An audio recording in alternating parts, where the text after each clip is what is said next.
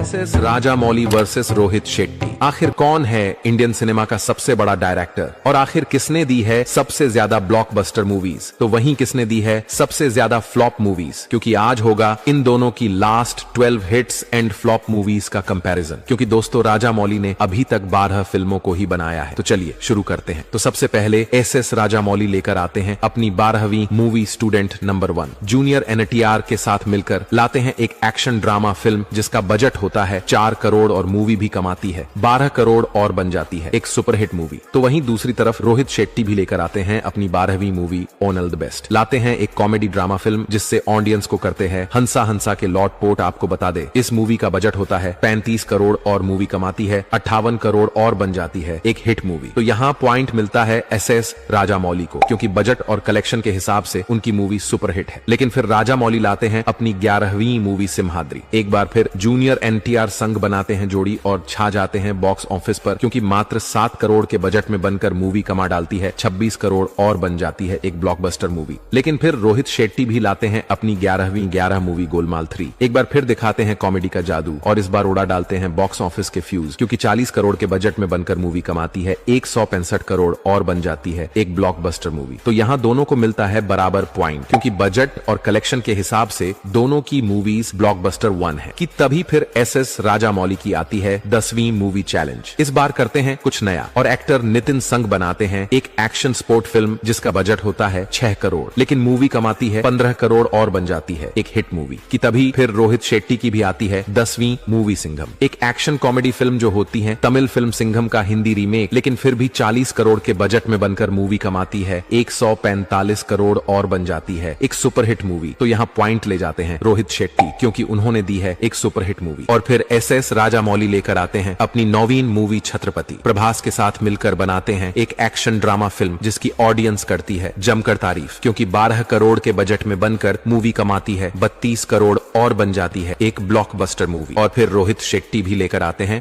अपनी 9वीं मूवी बोल बच्चन। इस बार अजय देवगन और अभिषेक बच्चन संग मिलकर बनाते हैं एक एक्शन कॉमेडी फिल्म जो ऑडियंस को भी आती है पसंद, क्योंकि 65 करोड़ के बजट में बनकर मूवी कमाती है 165 करोड़ और बन जाती है एक सुपरहिट मूवी। तो यहाँ पॉइंट मिलता है राजामौली को, क्योंकि बजट के हिसाब से उनकी मूवी ब्लॉकबस्टर है। लेकिन फिर एसएस राजामौली लाते हैं अपनी 8वीं मूवी विक्रम कुडू। लाते हैं एक एक्शन कॉमेडी फिल्म जिसकी कहानी होती है इतनी दमदार की हर एक भाषा में बनाया जाता है इसका रीमेक। आपको बता दे इस मूवी का बजट होता है 10 करोड़ और मूवी कमाती है 30 करोड़ और बन जाती है एक ब्लॉकबस्टर मूवी। लेकिन फिर रोहित शेट्टी भी लाते हैं अपनी 8वीं मूवी चेन्नई एक्सप्रेस। इस बार शाहरुख खान के साथ मिलकर करते हैं कुछ बड़ा और तोड़ फोड़ डालते हैं बॉक्स ऑफिस के रिकॉर्ड, क्योंकि 70 करोड़ के बजट में बनाया जाता है इस एक्शन कॉमेडी फिल्म को और बॉक्स ऑफिस पर कमा डालती है 425 करोड़ और बन जाती है एक ओनल टाइम ब्लॉकबस्टर। तो यहाँ पॉइंट ले जाते हैं रोहित शेट्टी, क्योंकि उन्होंने दी है एक ओनल टाइम ब्लॉकबस्टर मूवी। कि तभी फिर गुस्से ही गुस्से राजामौली की आती है 7वीं मूवी यमडोंगा, एक एक्शन कॉमेडी फिल्म जिसका बजट होता है 14 करोड़ और मूवी कमाती है 30 करोड़ और बन जाती है एक सुपरहिट मूवी। कि तभी फिर रोहित शेट्टी की भी आती है 7वीं मूवी सिंघम रिटर्न। बनाते हैं अपनी ही मूवी सिंघम का सिक्वल और छा जाते हैं बॉक्स ऑफिस पर, क्योंकि 90 करोड़ के बजट में बनाते हैं इस मूवी को और मूवी कमाती है 220 करोड़ और बन जाती है एक ब्लॉकबस्टर मूवी। तो यहाँ पॉइंट मिलता है रोहित शेट्टी को, क्योंकि उन्होंने दी है एक ब्लॉकबस्टर मूवी। और फिर एसएस राजामौली लेकर आते हैं अपनी 6ठी मूवी मगधीरा। लाते हैं एक एक्शन फैंटेसी फिल्म जिसमें एक्टर रामचरण संग मिलकर करते हैं कमाल और मूवी को बनाते हैं 40 करोड़ के बजट में और मूवी भी कमा डालती है 150 करोड़ और बन जाती है एक ब्लॉकबस्टर मूवी। और फिर रोहित शेट्टी भी लेकर आते हैं अपनी 6ठी मूवी दिलवाले, एक एक्शन रोमांटिक फिल्म जिसमें एक बार फिर शाहरुख खान के साथ मिलकर करने की सोचते हैं कमाल धमाल और इस मूवी को बनाते हैं 165 करोड़ के बजट में और मूवी कमाती है 380 करोड़ और बन जाती है एक सुपरहिट मूवी। तो यहाँ पॉइंट ले जाते हैं राजामौली, क्योंकि बजट और कलेक्शन के हिसाब से राजामौली की मूवी ब्लॉकबस्टर है। लेकिन फिर मन ही मन खुश होकर एसएस राजामौली लाते हैं अपनी 5वीं मूवी मर्यादा रमन्ना, एक एक्शन कॉमेडी फिल्म से करते हैं इस बार एंट्री जिसका बजट होता है 12 करोड़ और मूवी कमाती है 30 करोड़ और बन जाती है एक सुपरहिट मूवी। लेकिन फिर रोहित शेट्टी भी लाते हैं अपनी 5वीं मूवी गोलमाल अगेन। लाते हैं अपनी फिल्म गोलमाल का अगला पार्ट जिसको बनाते हैं पूरे 120 करोड़ के बजट में और मूवी भी कमाती है 310 करोड़ और बन जाती है एक सुपरहिट मूवी। तो यहाँ दोनों को मिलता है बराबर पॉइंट, क्योंकि दोनों ने दी है इस बार सुपरहिट मूवीज। कि तभी फिर एसएस राजामौली की आती है 4थी मूवी मक्खी। इस इस बार करते हैं कुछ नया और एक मक्खी के ऊपर बना डालते हैं फिल्म जिसका बजट होता है 40 करोड़ और मूवी कमाती है 110 करोड़ और बन जाती है एक ब्लॉकबस्टर मूवी। कि तभी फिर रोहित शेट्टी की भी आती है चौथी मूवी सिम्बा। रणवीर सिंह के साथ मिलकर बनाते हैं एक एक्शन कॉमेडी फिल्म जो होती है तेलुगु फिल्म टेम्पर का हिंदी रीमेक, लेकिन फिर भी 80 करोड़ के बजट में बनकर मूवी कमा डालती है 400 करोड़ और बन जाती है एक ऑल टाइम ब्लॉकबस्टर मूवी। तो यहाँ पॉइंट ले जाते हैं रोहित शेट्टी,